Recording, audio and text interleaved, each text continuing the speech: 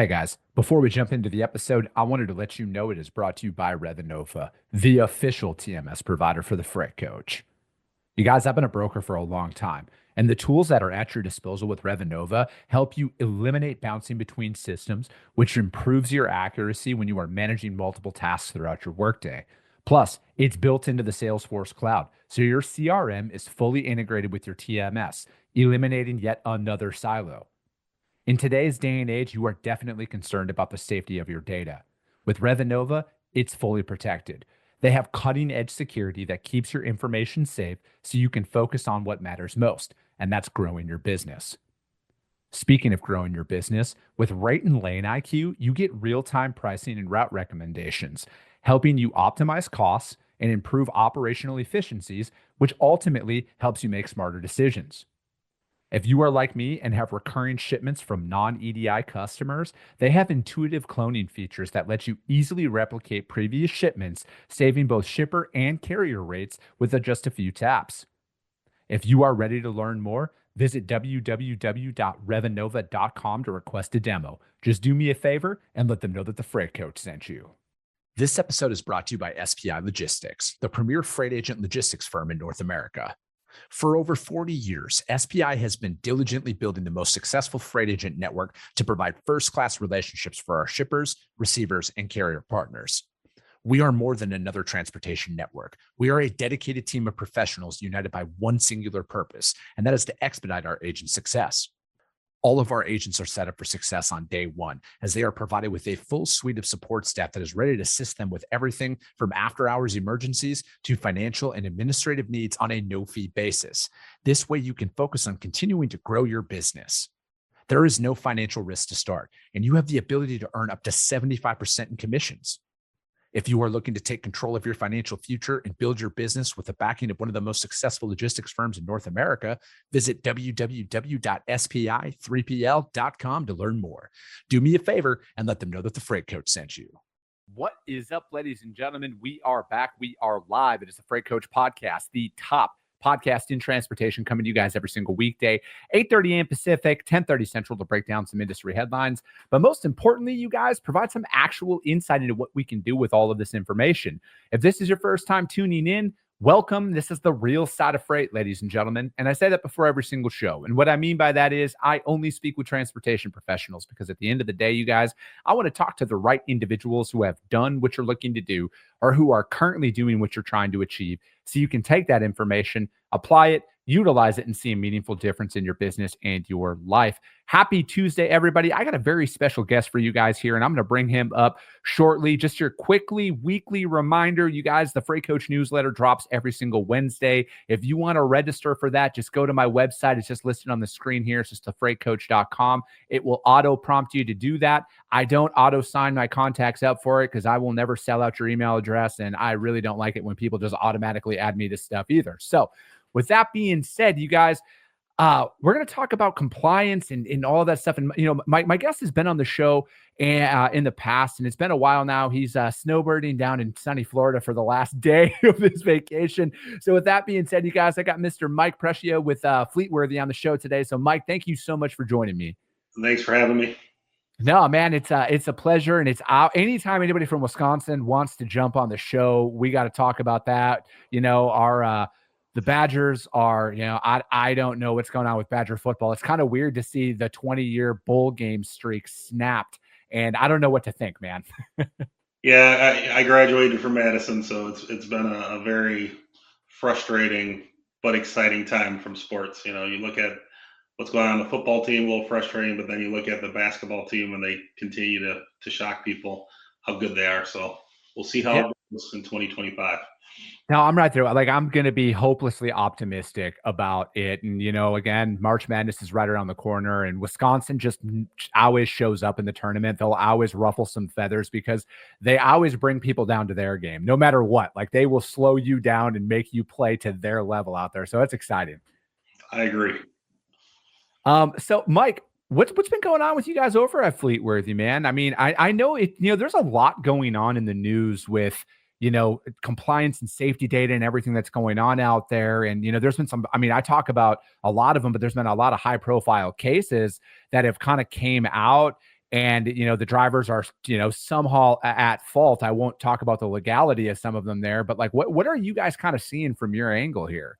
Well, I mean, I think we've had a very busy year and a half. I mean, if we've combined legacy Fleetworthy solutions that focus on compliance and building a moat around carriers of all sizes from a compliance perspective. We recently were acquired by BestPass, who has the largest tolling network in the industry, and then recently we acquired DriveWise, who has the largest bypass way station bypass network. Not to mention their in-cab safety notifications. So it's been a very busy year, but the complete goal that we have is to make sure we deliver the best safety and compliance solutions to the carriers that are on the highways and byways, and we think we're really close to achieving that. And at the same time, watching all the things that are happening from nuclear verdict concerns and how do you get your arms around this compliance problem as a carrier, not only large carriers but owner operators. We've challenged ourselves with what can we do to partner with trucking companies to make the road safer and make sure that drivers get home safely to their families. Big mission, but as you know, it's a complicated one. It's not an easy thing to do, but because there's a lot of moving parts. When you guys are working with some of your guys as clients, I mean, especially in regards to nuclear verdict, like what's their stance on this stuff, Mike? Because like I look at it personally as like it's like an unfair target on their back, it seems right now. And coming from a family of truck drivers, at the end of the day, a lot of these individuals who are out there driving, man, they just want to provide for their family. They want to do the right thing, but like at the end of the day, they already have enough cards stacked against them to just get their business profitable. And now it's like there's a bunch of other stuff coming at it, just even from the nuclear verdict. We won't even talk regulations yet. Yep. Yeah. I mean, if you look at the origination of the name Fleetworthy, it was all about what you just mentioned. We felt that there was a disadvantage when someone in a personal vehicle gets in an accident with a commercial truck that has a big logo on it. The assumption is the big bad truck caused the accident. The trucking company has deep pockets, so that turned into this whole concept of us making sure we partner with carriers so that the drivers that wear their logo on the lapel and the trucks that have the logo on the cabs are worthy to be out on the roads. And what we mean by that is we partner with carriers to make sure they're serious about compliance, they're following the regulations, so that if an accident occurs, it is just that, it's an accident. It's not because someone doesn't care about safety. It's just accidents do happen. Yeah, no, it's true, right? Like I feel like a lot of the logo chasing out there. I mean, one of the most high profile cases that I've seen here recently, which again I'm just absolutely flabbergasted on, is the Warner case in Texas. And I mean, you don't have to publicly comment on any of that, but like I've personally said, I'm like, at what point, like, how is it how is it the driver's fault that somebody who was on the opposite side of the freeway going eastbound, the driver was going westbound, the eastbound driver crossed the median and hit the truck, and somehow that driver's at fault? I'm absolutely flabbergasted. Again, I'm not an attorney or anything like that, but I see that. And then I think about all of the other fleets that are on the road right now that are now like the precedent that a case like that sets nationwide, where now essentially a driver just having a pulse and going down the freeway automatically makes them guilty. Yep. Yeah. And so that it's why you have to be really serious about starting a discipline and a culture of safety now, rather than thinking you can kick the can down the road. Because when an accident happens, like you said, it seems like it's very straightforward. It wasn't the driver's fault. But if a plaintiff attorney can start digging into, what are you doing on a day-to-day basis to make sure that you're safe, make sure that you're complying to the regulations, everything that they can find, right, adds to that narrative of you're wrong, you don't take compliance and safety seriously. So that's the reason we are urging carriers to show that, hey, we care about compliance, we're serious about it every day, so that there isn't this onion effect of finding all these ways that people are not following the regulations or being serious or thoughtful about compliance. Yeah. Is it something now where, like with advancements in technology and everything out there where, essentially a smaller fleet, or maybe an owner operator, they can have all of their stuff on an app on their phone or maybe on their, an iPad or something like that, where they can show that stuff right away. And have you found that if they do have that, is that a deterrent where it's like it's a lot easier to kind of come to a resolution in a lot of those situations that they find themselves in? Yeah, if you look at all the things we're doing, at Fleetworthy, we're trying to connect the safety, which is how do you maintain safety in the cab for that driver, whether they're working for a very large carrier or an owner operator. And we believe is if we can push information to that driver and understanding that there is some sort of belly to belly interaction with law enforcement, whether it's a way station or you pulled over, if we can deliver to them in their pocket all the credentials they need, everything that should be in the glove compartment, all the things that you need to prove that you're following regs and take compliance seriously. We think we can positively impact each of those interactions. And then, what happens iteratively is more and more your reputation gets better. Law enforcement understand that this carrier is really serious about compliance. They want to spend their time with the bad actors, not the people that are following the rules and are serious about compliance. So we want to make sure we deliver that data in a way that you can always show it real time that, hey, we're serious about it. We follow the rules. Our driver's safety and health is important. Look elsewhere, not at us.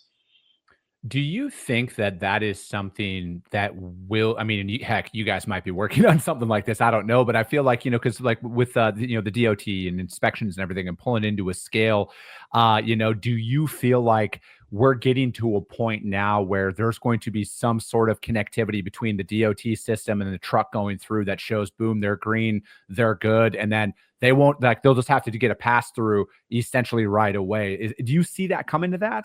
Yeah, I mean we're there in many ways. I mean the acquisition of DriveWise, what that allowed us to do is really integrate with the DOT communication network. So when you're driving down the highway and you see slow traffic ahead and all these things, Mhm. being able to harness that and now deliver that information and even more safety information in the cab across any device, any ELD, because we partner with most of them, it becomes very interesting what we can do in regards to the driver experience, right? So now we can alert that driver of things that are happening that could cause problems ahead.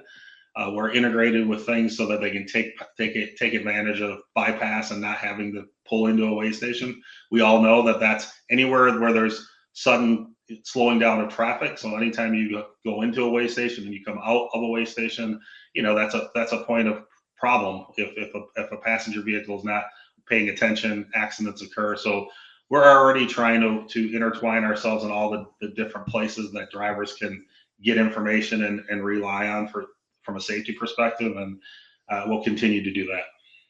Do you think that, because like there's some companies that are out there that, the digital BOL, that's become a thing now. Do you think like we're going to go more towards like a blockchain style technology with everything where it's like every single trip is going to have a data trail that's associated with it, where, it's going to help streamline a lot of these back office operations for a lot of these carriers. And it's just going to tell a kind of a complete story from, acceptance of shipment to the delivery of the shipment, all documentation, all safety records of the truck, all movements and stuff like that is just on one file essentially. It's coming, and the problem is it's hard to. Can it be one version of the truth? Probably not, because there's just a lot of vendors and partners that carriers work with that have different pieces of information. And then, not to mention, when you're looking at keeping the trucks on the road legally, the whole permitting, registering, all that part of the process, you're still depending on DMVs, just like you and I depend on it when we want to go get a registration renewed for our personal vehicle, right? So there's a chasm. There is a lot. Technology will get you to a certain point, but we know that our subject matter experts who partner with our customers' compliance company or safety departments can do that belly to belly work with the DMVs and the hard work it takes to make sure that truck is registered correctly and legally. So there's a lot of work that needs to be done, and we think we're going to approach it with technology, people, and then our understanding of the data, right? And what can we do to make that data more and more robust for our customers, and help law enforcement and the government have transparency into the companies that are really serious about safety and, regulatory compliance.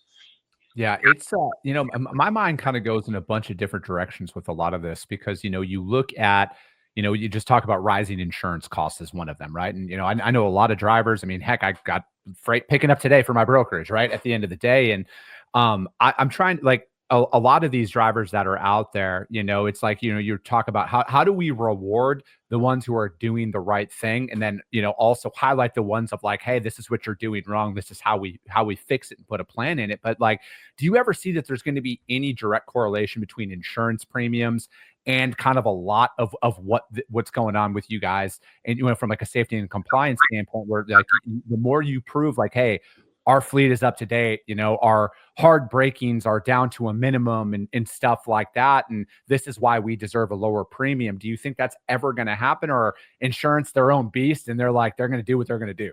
Well, I think it clearly that's where everyone's trying to drive this. Our first step in supporting that paradigm shift is creating an agnostic, single version of truth from a compliance perspective.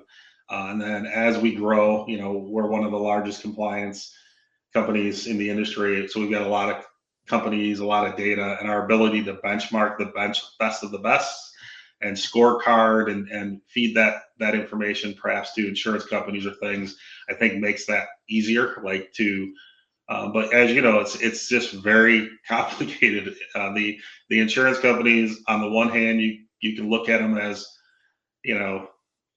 not part of the problem, but understand that nuclear verdicts negatively impact insurance companies too, right? So if they're seeing that carriers are getting targeted, right, and the risk profile is getting more and more complicated, what option do they have other than, well, we need to increase premiums and things? So all these things negatively impact, how does a carrier, traverse through all this and be able to run a profitable business? We're trying to help with answers, but it's a complicated question, right? A lot of different parts.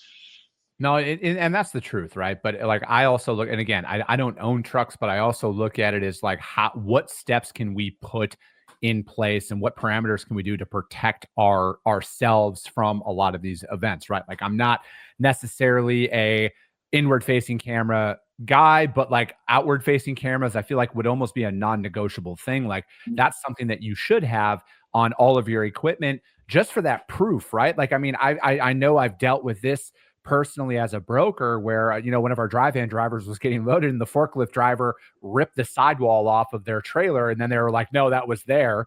And it's just like, just to have that proof of like, no, we didn't do it. This was on you. And to kind of remove that off themselves. Do you see that, that the rising costs of some of these things are a deterrent for a lot of these drivers? And maybe that's why they're not doing it, because margins are so thin and operating ratios are so small for them. They're like, listen, I don't have another penny to give right now. Well, and so that's one thing. It's the cost of this equipment and these devices that are supposed to help.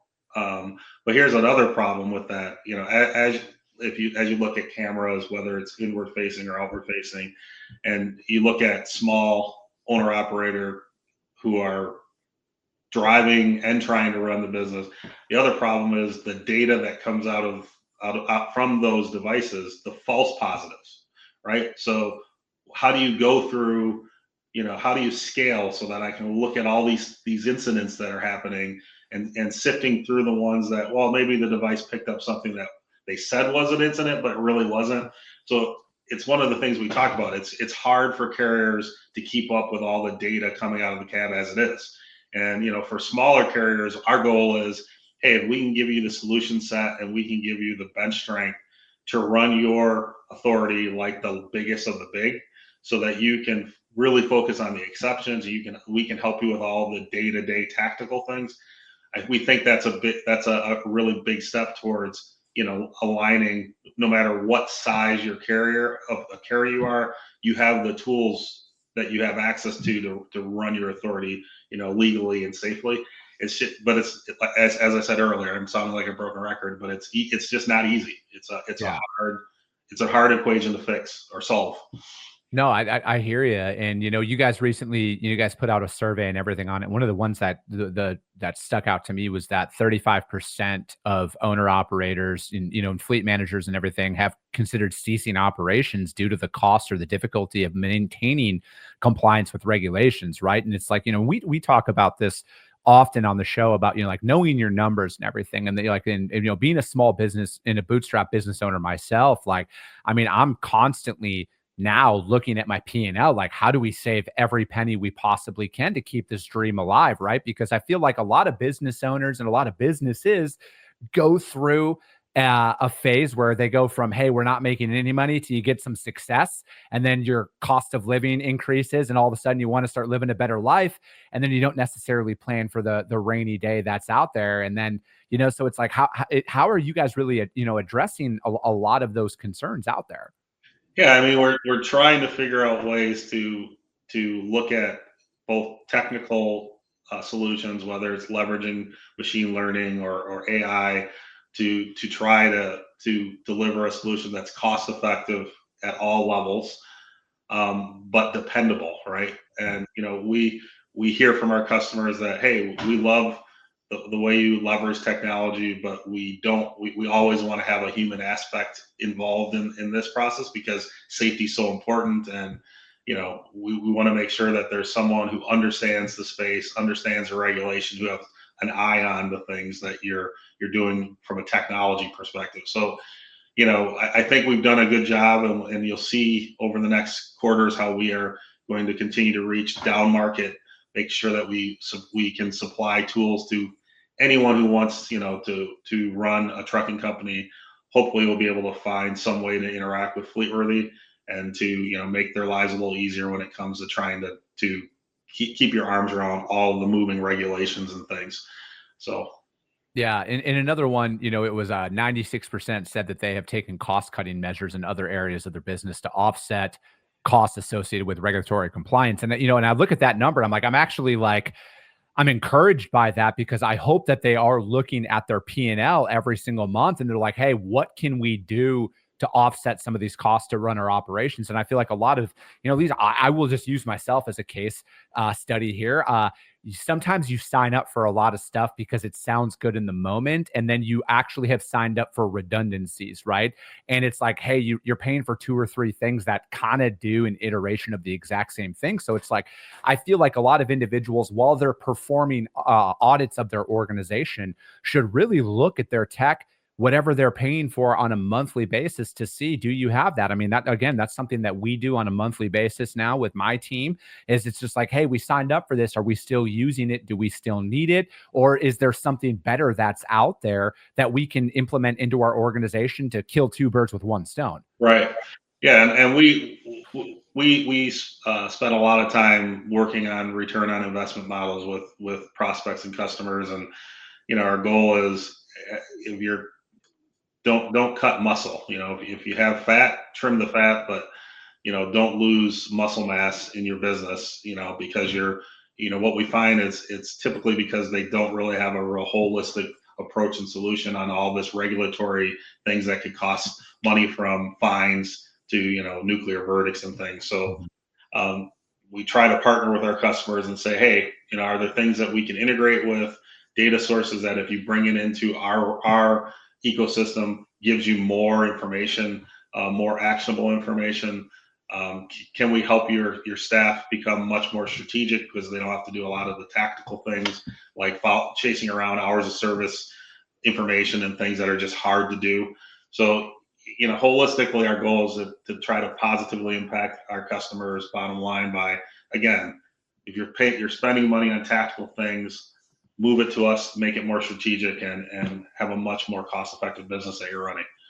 Yeah, I feel like the incentivization of passing a safety audit and keeping all of this in, because, like, again, if your fleet's shut down, like, now you're really pigeonholing yourself from making any money at all. And I kind of look at a lot of this kind of like preventative maintenance at the end of the day. Is like, how are you servicing your truck to keep it active, to minimize your downtime at all times possible, right? Like, because at the end, yes, things happen.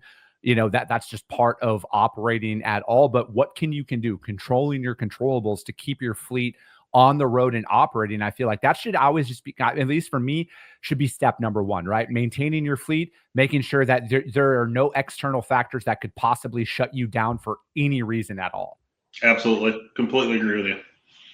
Is there something, with all of that being said, is there any way to, and again, you guys might have this as a tool already where it's just like, hey, these reminders, right? Because like, I love that stuff in my inbox where it's like, hey, perform this, do this task and everything. Do you guys have something like that? Is it, via text, email? How does that look? Yeah. So we not only have that in regards to in-cab notifications to a driver, letting them know, hey, the simple ones like your med card's expiring, your CDL's expiring, and other things like that. But we also have a lot of alerting when you look at the people that choreograph all these other things around things that are going to affect the driver's experience. So, for instance, licensing and permitting, notifying the person responsible to get the vehicle inspected, going and getting an emission check. If you're in California and you're part of the CARB program, all the things that you need to do, we have a full alerting engine that'll poke all the people that are in that process, whether it's the driver or people that choreograph keeping that truck on the road. So yeah, we feel that that's really important. And then also going a step further to the safety alerts and things that we're delivering to the driver about, if he or she's approaching a place that has a high percentage of rollover accidents and things, being able to communicate to them, be careful. And soon we want to start really red threading things and not only helping drivers take the safest route, but if cost compression is important, imagine if we can start showing, hey, here's the safest route. If safety is the most important thing, if you're trying to save costs, we have the ability to find you a safe route that's a little cheaper. So now all of a sudden, a person that's, whether you're small or large carrier, can really start making decisions that impact you immediately from a safety and financial perspective. So we're working on things like that every day. Yeah, and that's like with a lot of modern vehicles and everything else that is out there now, a lot of them tell you, hey, failure is inevitable here if you don't treat this, right? So it's almost like a compliance diagnostics test that you guys are running behind the scenes there to make sure that everything is up and running from that regard. Do you see any new legislation coming down the pipe? I mean, I know Sean Duffy from Wisconsin is now, taking over the Department of Transportation and everything. Are you hearing anything like that from a regulation standpoint that drivers should kind of be aware of here coming up? I don't. I think the most recent has reached here already is the clearinghouse changes. From a regulatory perspective, now that there's a change at the top, it's interesting to see where it's going to go. I think there's a lot of question on whether fuel tax, the way it functions today, is the right way. Should it move to purely mileage, or should it move? So those things I think are going to be debated. We're keeping an eye on that, obviously, because a lot of customers rely on us to do their full fuel tax, not only their filings, but all of the monitoring of miles and fuel and all of those things. Because of our footprint in tolling, that's always something that we see people is toll right. Should it be some sort of tax? So we're keeping an eye on that, but I don't know that there's anything imminent there. And then I think we're also keeping an eye on what's going to happen with not only electric vehicles, but electric vehicles that move to autonomous vehicles. I'm keeping an eye on that, but I don't think there's anything imminent there. Obviously, there's a lot of OEMs and manufacturers that are dipping their toes into that. But we try to keep our head on a swivel to see what's coming on the pike. I think over the next 6 months, so it'll be interesting to see what happens. Yeah, I have yet to meet a business owner who wants more regulations at all, and trying to make it harder for them to operate in any way, shape, or form that's out there. And that's one thing that I'm really hoping comes through in the next couple of years here is kind of cleaning up a lot of this stuff, right? Because I feel like when you're operating a truck, like you shouldn't have to guess what is going to happen in certain states and everything else. And I understand each state operates independently, but I feel like we need to clarify a lot of that stuff to just to make it easier, right? Because like, why are we making it harder for entrepreneurs to conduct business in, as they're trying to go on out there? Again, the odds are stacked enough against a startup business of any industry at all to make it out of there. We shouldn't be building a system that disincentivizes people to make it, because I feel like that is why we are such a phenomenal country is it's built on entrepreneurs and small business owners and everything else that's out there. And it represents such a large portion of the economy that we should be working from a legislative level to kind of clean it up a little bit and make it a little bit easier for us all.